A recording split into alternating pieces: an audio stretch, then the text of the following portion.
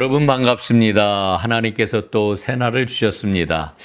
오늘 은총의 성경 통독 86일차 하나님 앞에 나오신 여러분들을 주님의 이름으로 환영합니다. 오늘은 고린도전서 1장부터 16장까지 말씀을 함께 읽는 날이 되겠습니다. 고린도전서를 통해 가지고는 교회를 교회답게라고 하는 주제를 염두에 두고서 이 말씀을 읽자 하는 말씀을 여러분들에게 드립니다. 고린도전서 3장 11절 말씀에 보면은 이런 말씀이 나오지요. 이 닦아둔 것 외에 능히 다른 터를 닦아둘 자가 없으니 이 터는 곧 그리스도 예수시니라, 이렇게 말씀합니다. 이 말씀은 참 의미가 있습니다. 모든 교회의 터는 바로 예수 그리스도시다라고 하는 말씀이 되겠습니다. 자, 여러분 제일 먼저 그림을 좀 하나 보도록 하겠습니다. 바울 시대의 고린도의 그러한 평면이라고 이렇게 이야기를 할 수가 있겠습니다. 큰 지도를 보게 되면은 여기에 보면은 이제 아프로디테 신전도 있고 아크로 코린토스라고 하는 이와 같은 광장도 있고 그 다음에 아스클레오파스 신전도 보이고 네르나 섬도 있고 레카이온도 이렇게 보이게 됩니다. 그리고 회당 비문이라고 하는 이와 같은 그러한 비문이 있는 빨간 것을 우리는 보게 되는데, 자, 이 고린도 도시를 조금 확대한 밑에 그림을 보게 될 것 같으면은 빨갛게 원형이 되어 있는 그 앞에 에라스토 비문이라고 하는 그 내용을 우리가 볼 수가 있게 되지요. 여러분 그림들을 한번 보시기를 바라고요. 이 에라스토 비문을 우리가 좀 주목하는 까닭이 있습니다. 에라스토는 고린도의 고위 관료였던 사람으로 이렇게 알려져 있고요. 이 에라스토 비문에는 뭐가 기록이 되어 있느냐 하면은 이 도로를 에라스토에 의해서 이제 놓게 되었다라고 하는 비문이 여기에 기록이 되어 있다라고 합니다.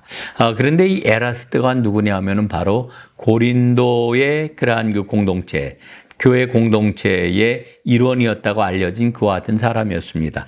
그러니까 고린도 교회의 공동체의 그러한 사람들의 여러 그런 신분들을 보게 되면은 아주 신분이 높은 사람도 있었고 부자도 있었고 동시에 가난한 하층 사람들도 있었던 것을 우리는 보게 됩니다.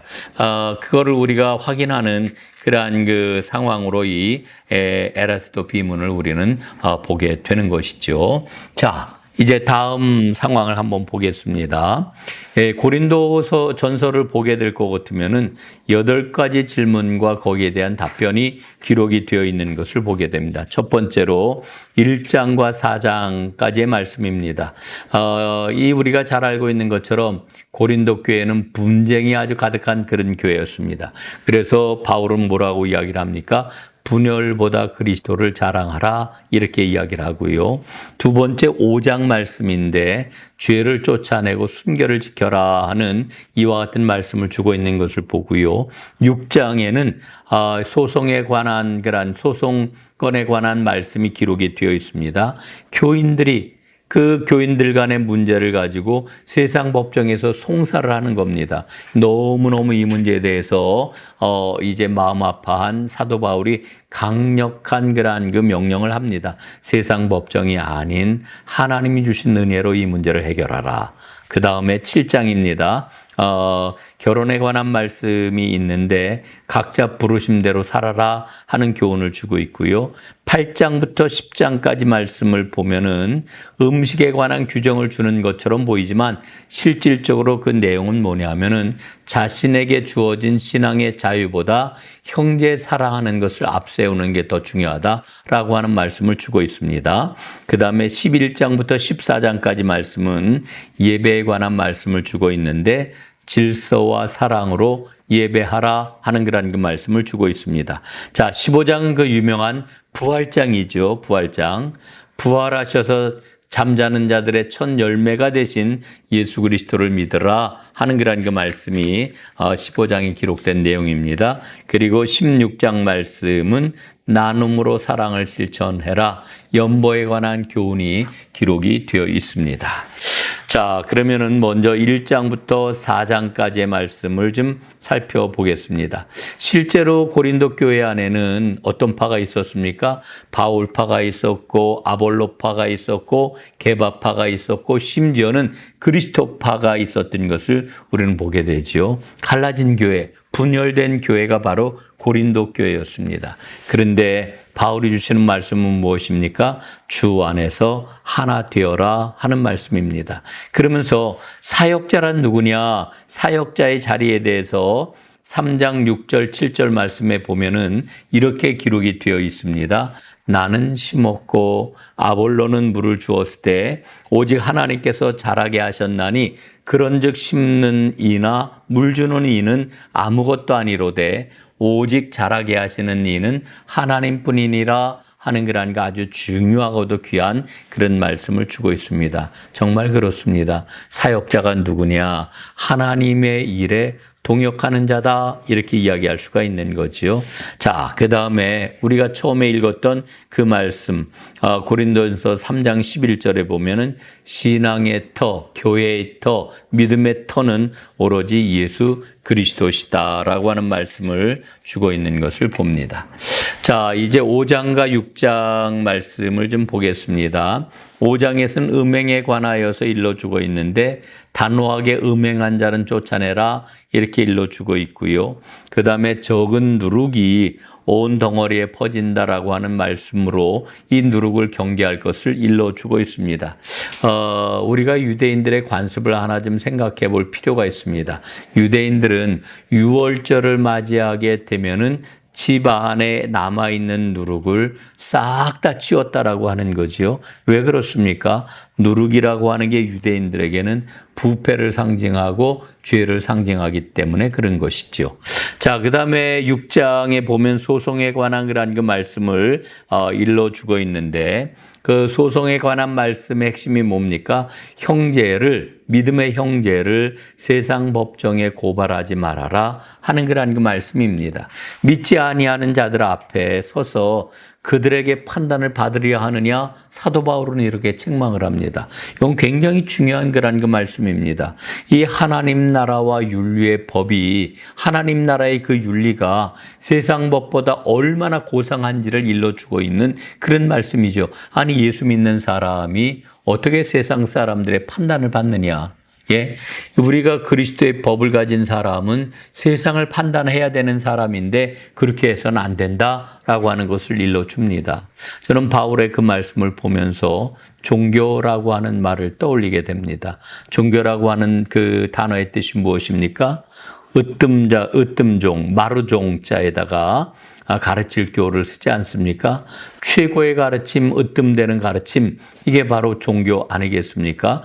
그러니까 우리가 그리스도의 법을 가진 그 은혜를 맛본 자로서 어떻게 세상 법정에 서서 세상 사람들의 판단을 받느냐라고 하는 그런 말씀이 되겠습니다. 자, 그 다음에 6장 20절 말씀에 보면은 우리의 몸은 성령의 전이다라고 하는 것을 말씀합니다. 너희 몸은 성령의 전인 줄 알지 못하느냐? 너희는 너희 자신의 것이 아니니라 이렇게 말씀을 해주고 있는 것이지요. 자, 이제 고린도전서 7장 말씀을 보겠습니다. 결혼에 대해서 뭐라고 일러줍니까? 결혼하면은 서로 갈라서서는 안 된다. 이렇게 일러줍니다. 왜 그렇습니까? 마태복음 말씀에 보면은 하나님이 짝지어 주셨다. 이렇게 말씀하고 있잖아요. 그 다음에 이제 실질적으로 가정에서 생겨나는 그런 그 문제에 대한 지침을 주고 있는데 불신자인 배우자가 있다 그러면은 결코 그 사람에 대해서 이거 버려야 되겠다. 이렇게 생각해서는 안 되는 겁니다. 버리지 말고 구원을 위하여 힘쓰라. 바울은 이렇게 말씀해 주고 있습니다. 자, 고린도전서는 부르심을 받은 자의 신분에 대해서 이렇게 이야기를 합니다. 주 안에서 부르심을 받은 자는 종이라도 주께 속한 자유인이요. 또 그와 같이 자유인으로 부르심을 받은 자는 그리스도의 종이니라. 이렇게 7장 22절에서 말씀해 주고 있는 것을 봅니다. 우리는 어떤 사람이냐? 값으로 산 것이 되었기 때문에 사람의 종이 되어서는 안 되는 이와 같은 존재다. 이게 7장 23절에서 우리에게 일러주고 있는 핵심적인 진리입니다. 그러므로 각자 부르심을 받은 자리에서 잘 지내는 것이 굉장히 중요합니다. 특별히 결혼하지 않은 그 사람에겐 뭐라고 이야기를 해요? 결혼하는 것도 잘하는 일이요, 결혼하지 아니하는 자도 잘하는 일이다. 이렇게 또한 일러주고 있는 것을 발견합니다. 자, 이제 8장부터 10장까지 말씀으로 넘어가겠습니다. 여기에는 음식물에 관한 규정이 기록이 되어 있는 걸로 이렇게 보입니다만은 핵심적인 내용은 뭐냐? 형제를 실족시켜서는 안 된다. 사랑으로 행하여야 된다라고 하는 것을 우리에게 일러주고 있습니다. 특별히 고린도 지역에 있는 그러한 사람들은 신전에 바쳐진 우상의 제물을 고기로 다 사서 먹었습니다. 왜냐하면 시장에서 파는 모든 고기는 다 신전에 바쳐진 고기였기 때문에 그렇습니다. 우상의 제물을 먹어야 되느냐, 먹지 말아야 되느냐, 이 문제가 굉장히 첨예한 논쟁이 되었는데, 그런데 믿음이 큰 사람은 하나님이 주신 자유를 사용할 줄 알았습니다. 그건 먹어도 아무 문제가 되지 않는다라고 하는 이런 출중한 믿음을 갖고 있었던 것이지요. 그러나 그 자유를 형제를 위하여 사용하지 아니하는 그 모습을 우리 주님께서는 기뻐하신다는 거예요. 그게 뭐예요? 바로 그게 사랑이에요. 나에게 주어진 자유를 형제를 위하여 그 자유를 쓰지 않는 것, 이게 바로 사랑이고 그걸 하나님이 기뻐하신다라고 하는 것입니다. 그런데 여기서 또한 우리가 기억해야 될 것은 우상은 아무것도 아니라고 하는 것을 자유를 가진 자는 알지만 믿음이 연약한 자는 우상을 두려워하기 때문에 이 자유를 가진 자가 이 우상에게 바쳐진 제물을 먹고 막 이러는 것들이 다른 사람을 실족하게 할 수 있다라고 하는 그런 이야기가 되겠습니다. 그래서 형제를 실족시키지 말아라 이렇게 말씀해 주고 있는 거지요. 자, 그 다음은 이 종된 자유에 대한 그런 말씀입니다. 9장 19절에 보면은 내가 모든 사람에게서 자유로우나 스스로 모든 사람에게 종이 된 것은 더 많은 사람을 얻고자 함이라 이렇게 말씀을 해주고 있습니다. 그러니까 사도 바울은 자신의 권리도 내려놓고 모든 사람의 종이 되었던 겁니다. 왜요? 바로 한 사람이라도 더 얻기 위하여서. 자, 그러므로 오늘 이제 바울은 뭐라고 이야기를 합니까? 먹든지 마시든지 무엇을 하든지 다 하나님의 영광을 위하여 하라 이렇게 말씀해 주고 있습니다. 자, 이제 고린도전서 11장부터 14장까지 말씀을 보겠습니다. 고린도전서 11장부터 14장까지 말씀에는 예배에 관한 그런 말씀이 기록이 되어 있죠. 예배는 어떻게 드려야 되느냐? 품이 있고 질서 있게 드려야 된다. 그런데 이 품이 있고 질서 있게 예배를 드려야 되는데 여기에서 그 여성 문제가 좀 대두가 됩니다. 그래서 이 말씀을 우리가 그냥 순간적으로 보게 될 것 같으면 바울이 여성에 대하여서 제안을 하고 바울이 남성과 여성을 구별하는 이와 같은 교훈을 주려고 하는 것일까라고 하는 의문을 갖게 되지요. 그러나 사도 바울은 남녀의 구별을 지금 이야기하고 있는 게 아닙니다. 하나님께서는 남자와 여자를 동일하게 하나님의 형상으로 창조하셨습니다. 그 사실을 오늘 말씀을 통해서 일러주고 있습니다. 그래서 11장은 예배에서 일어나는, 특히 여성들이 예배의 질서를 훼손하는 일들이 종종 있었기 때문에 이 불미스러운 일을 바로 잡기 위한 교훈을 이제 오늘 이 11장 말씀을 통해서 주고 있다 이렇게 생각할 수가 있습니다. 11장 11절과 12절 말씀에 보면은 이렇게 바울이 일러주고 있지요. 그러나 주 안에는 남자 없이 여자만 있지 않고 여자 없이 남자만 있지 아니하니라. 이는 여자가 남자에게 난 것 같이 남자도 여자로 말미암아 났음이라. 그리고 모든 것은 하나님에게서 났느니라 라고 하는 말씀을 통해 가지고 바울이 이 말씀을 주는 의도가 어디에 있는지를 아주 분명하게 일러주고 있습니다. 자, 그 다음에 12장으로 넘어가게 되면은 우리가 흔히 12장을 은사장이다 이렇게 이야기를 합니다. 여기에는 지혜의 은사, 신유의 은사, 능력 체험의 은사, 예언의 은사, 영분별함의 은사, 방언의 은사, 통역의 은사, 이 수많은 은사들을 이야기를 하고 있는데 이 모든 일은 한 성령이 행하사 그의 뜻대로 각 사람에게 나누어 주시는 것이니라 이렇게 말씀을 해줍니다. 결국 무슨 이야기를 하는 겁니까? 은사는 그리스도의 몸을 세우려 하는 데 있다. 은사는 공동체를 온전하게 세우는데 사용되라고 하나님께서 주신 것이다 라고 하는 것을 일러줍니다. 그리고 가장 좋은 은사를 이제 이야기를 하는데 그 가장 좋은 은사가 무엇입니까? 바로 사랑입니다. 그래서 13장 사랑장이 이어지게 되는 거지요. 사랑이 없는 은사는 아무 유익이 없다는 겁니다. 이 모든 은사들 사랑으로 이제 버무려지지 않으면은 아무짝에도 쓸모가 없다라고 하는 그런 이야기입니다. 그래서 마지막 결론으로 어떻게 이야기를 해요? 그런즉 믿음, 소망, 사랑 이 세 가지는 항상 있을 것인데 그 중에 제일은 사랑이니라 이렇게 말씀을 해주고 있는 거죠. 자, 그리고 14장 말씀에 보면은 이제 모든 것을 품위 있고 질서 있게 해라 하는 이 예배에 관한 교훈을 주고 있는 것을 봅니다. 자, 15장 말씀으로 넘어가겠습니다. 15장을 가리켜 우리는 부활장이다 이렇게 이야기하지요.